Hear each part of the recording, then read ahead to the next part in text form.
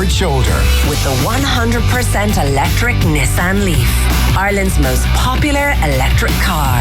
Now available with 0% finance. See nissan.ie.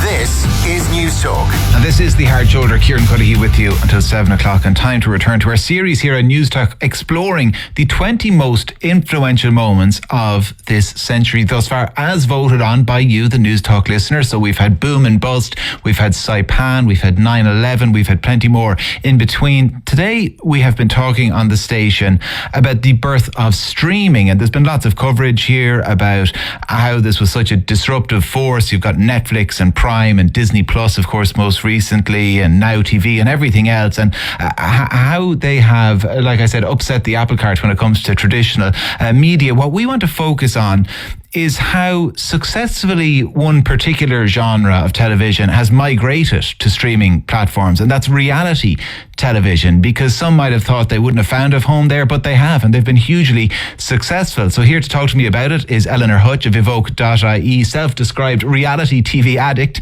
and Dr. John Francis Leader, a researcher at UCD in the area of psychology and technology, presenter of Bodymindself on YouTube. Eleanor, were you always a reality TV fan, back to the early days of Big Brother? I absolutely was, Kieran. I used to devour Big Brother. I think especially as well the early series of Big Brother, they used to let you watch it live. Now, I wasn't, watching it in the middle of the night, but you nearly were dipping in at certain points of the day just for like that hit, like nearly serotonin hit, to find out what was going on. And then we also have to remember, if you think about the structured reality show, the Osbournes and Jessica Simpson were the originals with those. I think the Ozzy Osbourne is best known for reality TV, not for Black Sabbath. That's true. There are shows that lend themselves to streaming, reality TV shows more than others. And so if we give those two examples, and they were both pre-streaming really, but I know Big Brother is still happening, but if they were happening today, Big Brother probably doesn't, because people are getting voted out all the time. So you kind of want to keep up to date with what's happening on the ground. The Osbournes, though, something like the Kardashians today, like that really does lend itself to binge watching, doesn't it?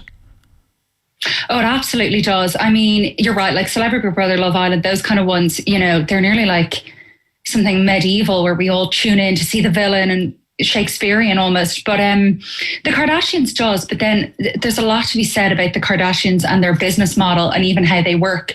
And they don't, their show evolved from a simple reality TV show into this kind of circus where they tease things ahead of time on Instagram and all of that, just to make people tune in on the Sunday night and watch it. So even though you can stream it all now, there's a bit of they kind of like to tempt you in as a viewer. Like if you're kind of thinking, I mightn't watch it, it's gotten a bit boring, Kim will throw something on Instagram to hook you back in. It is, we are all addicted, I think. John Francis Leader, like I said, researcher at UCD, is on the line as well. John, there might have been a view of reality TV, certainly, maybe it was kind of a snobbish view, that this was just pure filler, and that when it came to something like streaming, those people who suggested that would have thought this will never survive, because once people have a choice about what to watch, who would choose this? It kind of gets the stuff, it's wallpaper television, it ends up in the background, but it has been hugely popular, some of it, hasn't it?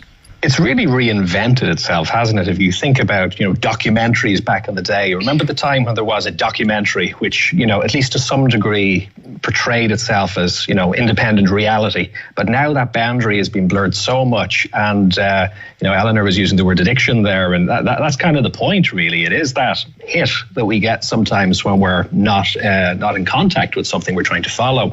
So particularly something that involves social connection and relationships, a lot of these shows interact between people. We're hardwired to want that anyway. When we relate to a person's story, we want to connect back in with it. But when you've got streaming services, when you have things on demand, well, then that ability to keep in contact with it, the blurring of, putting some stuff on social media and then some of it in the TV show and some of it somewhere else, it's very compelling.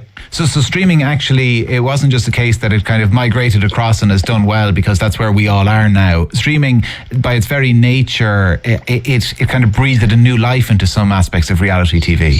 Yeah, it has certain affordances to it. Part of it, out in the Media and Entertainment Psychology Lab that's directed by Dr. Brendan Rooney out in UCD, that's been running, that type of research has been running for quite a while, looking at old media methods like going to the cinema and watching films and how we engage and how we feel affectively when we're having these experiences. But different platforms have different affordances. Cinema, at least back in the day, was the idea of getting together closely with other people and having a shared experience. And TV, of course, was a bit more accessible than cinema in that way. But of course, with streaming, do you remember back in the day, which wasn't that many days ago, but you'd have to go hunting for the right VHS in your cupboard to take that cassette and then put it in and then press play.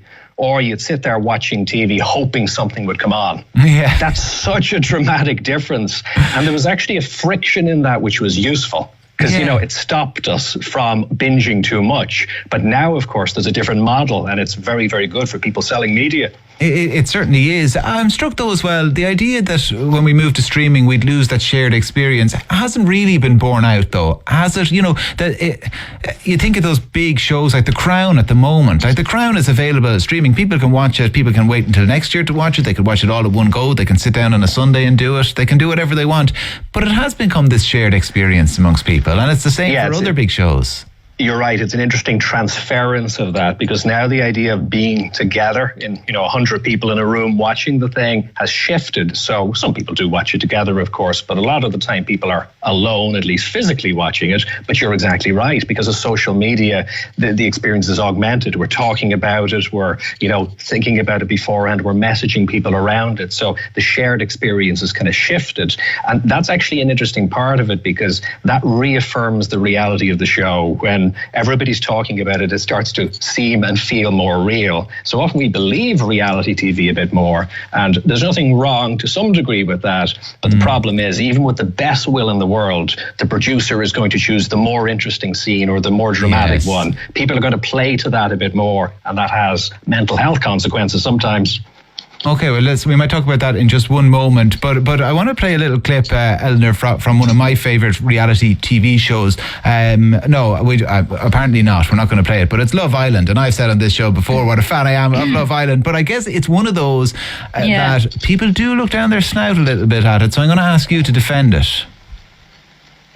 Oh, I will defend it to the hill, Kieran. First of all, I think there definitely has been people looking down their nose at it.